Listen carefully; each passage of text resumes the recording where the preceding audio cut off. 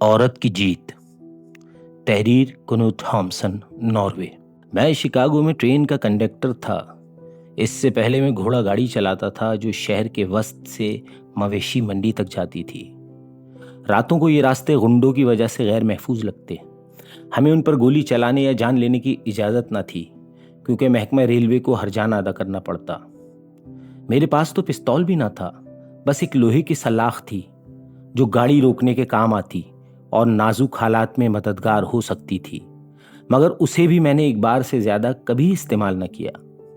Christmas کی راتوں میں جب میں گاڑی چلاتا کوئی بڑا واقعہ نہ ہوا، لیکن ایک کرسمس کی شام آئرلینڈ کے شرابی مسافروں کی ایک ٹولی میری گاڑی میں چڑھ گئی۔ وہ نشے میں دھت تھے، ہاتھوں میں شراب کی بوتلیں، گیت گنگناتے ہوئے۔ انہوں نے کرایہ دینے سے انکار کر دیا، کہا کہ وہ سال بھر روزانہ 10 سینٹ ادا کرتے ہیں تو کرسمس پر کیوں دیں۔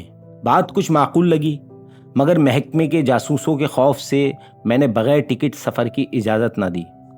ایک کانسٹیبل گاڑی میں چڑھا، میرے پاس کھڑا ہو کر موسم اور کرسمس کی باتیں کی، پھر اتر گیا۔ میں نے اس سے شکایت نہ کی۔ ایک مسافر نے پوچھا، تم نے کانسٹیبل سے شکایت کیوں نہ کی؟ ضرورت نہیں لگی، میں نے کہا۔ مجھے یقین ہے کہ شریف لوگ میرے ساتھ سفر کر رہے ہیں۔ کچھ ہنسے، مگر چند نے میری بات مانی اور ساری ٹولی کا کرایہ ادا کر دیا۔ اگلے سال کرسمس پر مجھے کاٹیج اسٹیشن جانے والی ٹرین پر کنڈکٹر بنا دیا گیا۔ اب میری ٹرین 2 یا 3 ڈبوں پر مشتمل ہوتی جو زیر زمین برقی تاروں سے چلتی تھی۔ یہ شہر مہذب لوگوں کا تھا۔ مجھے دستانے پہن کر کرایہ وصول کرنا پڑتا، مگر یہاں کوئی دلچسپ واقعہ نہ ہونے سے اکتاہٹ ہوتی تھی۔ پھر 1887 کے کرسمس کے دن ایک عجیب واقعہ پیش آیا۔ میں دن کی ڈیوٹی پر تھا۔ ٹرین شہر کی طرف جا رہی تھی کہ ایک آدمی چڑھا۔ اس نے 2-4 باتیں کی، مگر مجھے دوسرے ڈبے میں جانا پڑا۔ واپس آیا تو وہ میرا انتظار کر رہا تھا۔ وہ 30 سال کا، زرد چہرہ، گھنی مونچھیں، خوشنما لباس، مگر بغیر گرم کوٹ کے۔ میں گھر سے اسی حالت میں نکل آیا۔ اس نے کہا، اپنی بیوی کو متاثر کرنا چاہتا ہوں۔ کرسمس کا تحفہ دے کر؟ میں نے پوچھا۔ بالکل، وہ عجیب سی مسکراہٹ کے ساتھ بولا جیسے منہ چڑھا رہا ہو۔ تم کتنا کماتے ہو؟ اس نے پوچھا۔ شمالی امریکہ میں یہ سوال عام تھا تو میں نے بتا دیا۔ $10 مزید کمانا چاہو گے؟ ہاں۔ اس نے بٹوے سے $10 کا نوٹ نکالا۔ تم قابل بھروسہ لگتے ہو۔ مجھے کیا کرنا ہے؟ اس نے میری ڈیوٹی کے اوقات پوچھے۔ تو آج 8 گھنٹے ڈیوٹی پر ہو؟ ہاں۔ مونرو سڑک پر ایک گڑھا ہے، زیر زمین برقی تار تک جاتا ہے۔ اس کا ڈھکن اٹھاؤں گا اور گڑھے میں اتر جاؤں گا۔ کیا آپ خودکشی کرنا چاہتے ہیں؟ نہیں، بس دکھاوا کروں گا۔ اچھا، تم لوگ ٹرین روک کر مجھے باہر کھینچو گے اور میں مزاحمت کروں گا۔ ٹھیک ہے، شاید تم مجھے پاگل سمجھو، مگر میں اپنی بیوی کو دکھانا چاہتا ہوں کہ میں اس کے لیے جان دے سکتا ہوں۔ کیا آپ کی بیوی ٹرین میں ہوگی؟ ہاں، ڈرائیور والے ڈبے میں۔ میں حیران رہ گیا۔ وہ ڈبہ ڈرائیور کے لیے تھا۔ سردیوں میں وہاں کوئی نہ بیٹھتا۔ میری بیوی نے اپنے محبوب کو خط لکھا ہے کہ وہ اس ڈبے میں ملے گی۔ میں نے وہ خط پڑھ لیا۔ ٹھیک، مگر آپ کو پھرتی سے گڑھے میں اترنا ہوگا کیونکہ پیچھے والی ٹرین 3 منٹ بعد آتی ہے۔ میں جانتا ہوں، ڈھکن پہلے سے کھلا ہوگا۔ آپ کو کیسے پتا کہ آپ کی بیوی کب سوار ہوگی؟ میرے لوگ اس پر نظر رکھیں گے۔ وہ خاکستری چرمی کوٹ میں ہوگی۔ وہ بہت خوبصورت ہے۔ اگر وہ بے ہوش ہو جائے تو اسے مونرو سڑک کے دواخانے لے جانا۔ کیا آپ نے ڈرائیور سے بات کی؟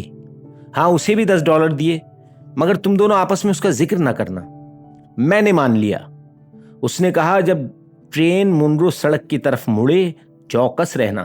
میرا سر نظر آتے ہی ڈرائیور سے ٹرین رکواؤ، وہ بھی مجھے کھینچنے میں مدد کرے گا جبکہ میں مرنے کی ضد کروں گا۔ میں نے سوچا، آپ خود گڑھے میں جا کر پیسے بچا سکتے تھے۔ خدا نہ کرے وہ چیخا، اگر ڈرائیور نے نہ دیکھا تو۔ ہاں، ٹھیک کہا۔ ہم نے کچھ باتیں کی۔ وہ آخری اسٹیشن تک میرے ساتھ رہا۔ مونرو سڑک پر اس نے دواخانہ دکھاتے ہوئے کہا، اگر میری بیوی بے ہوش ہوئی تو اسے یہاں لے جانا۔ پھر وہ اتر گیا۔ میں نے سوچا، $10 ملے، اب چمڑے کی جیکٹ خریدوں گا۔ میری پرانی عادت تھی کہ سردی سے بچنے کے لیے اخبار سینے پر لپیٹتا जो हर हरकत पर खड़खड़ाता। दोस्त मजाक उड़ाते, अब वो मायूस होंगे। शहर के 3 चक्कर लगाए, कुछ न हुआ। चौथे चक्कर पर कॉटेज स्टेशन से एक जवान खातून चढ़ी, खाकिस्तरी चर्मी कोट में। वो ड्राइवर वाले डब्बे में बैठी। उसने मुझे गौर से देखा। वो बेहद खूबसूरत थी, नीली आंखों में मासूमियत झलकती थी। मैंने सोचा आज उसे झटका लगेगा, मगर इसकी छोटी सी गलती की सजा तो मिलनी ही है। ट्रेन शहर की तरफ बढ़ी। ड्राइवर अचानक उससे बातें करने लगा। मैं हैरान हुआ, क्योंकि ड्राइवर को मुसाफिरों से बात करने की इजाजत न थी। खातून उठी और ड्राइवर के करीब बैठ गई। वो उसकी बातें गौर से सुन रहा था। मुनरो सड़क करीब आई। मैंने सोचा इस आदमी ने जगह सोच समझ कर चुनी है। ये मोड़ सुनसान है, कोई मदाखलत न करेगा। फिर याद आया महकमे के मुलाजिम गढ़ों के ढक्कन ठीक करते हैं। अगर कोई गड्ढे में खड़ा हो तो ट्रेन का पंजा उसका सर काट सकता है। मैं ड्राइवर वाले डिब्बे में पहुंचा। ड्राइवर और खातून खामोश थे, मगर उसने खातून की तरफ देखकर सर हिलाया, जैसे मुत्तफिक हो। फिर उसने ट्रेन की रफ्तार तेज कर दी। उस रोज ड्राइवर पेट था, एक मोटा आदमी। रफ्तार कम करो, मैंने कहा। पटरी पर एक सर नजर आया, गड्ढे से निकला हुआ। खातून भी उसे देख रही थी, निशिस्त मजबूती से पकड़े हुए, खौफजदा। मैंने सोचा जब उसे पता चलेगा कि ये इसका शौहर है, क्या हाल होगा। मगर ड्राइवर ने रफ्तार कम न की। मैं चीखा, गड्ढे में कोई है, मगर उसने ना सुना। सर वाज़ेह था, वही पागल आदमी, चेहरा दूसरी तरफ, गड्ढे में खड़ा।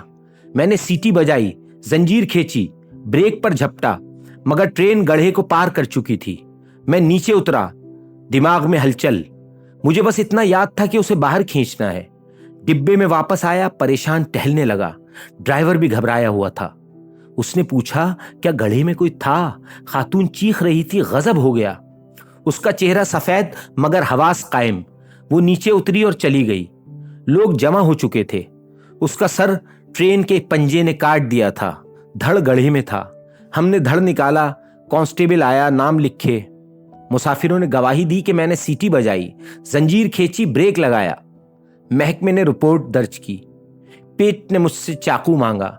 मैंने कहा एक हादसा काफी है। उसने पिस्तौल दिखाई, कहा कि वो कोई हिमाकत नहीं कर रहा, बस बटन काटने हैं। उसने मुलाजमत छोड़ने का फैसला किया, कहा कि ये उसे हमेशा अजियत देती थी।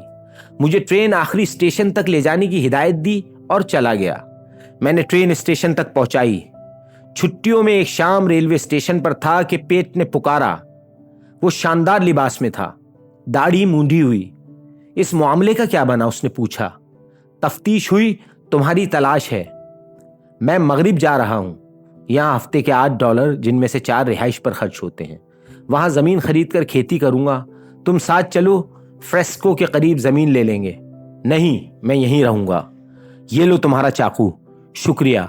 रेलवे में कोई मुस्तकबिल नहीं। 3 साल की मुलाजिमत, मगर रिहाइश तक ना खरीद सका। ट्रेन की सीटी बजी। वो आदमी जिस पर हमने ट्रेन चढ़ाई, उसने तुम्हें कितने दिए? $10। मुझे भी 10 दिए। अच्छा मुआवजा था, मगर उसकी बीवी ज्यादा फयाज थी। बीवी? हाँ, उसकी जवान बीवी। मैंने उससे सौदा किया। वो अपने शौहर से छुटकारा चाहती थी। उसके दिए पैसों से मैं खुशहाल जिंदगी शुरू करने जा रहा हूं। ट्रेन रवाना हो गई।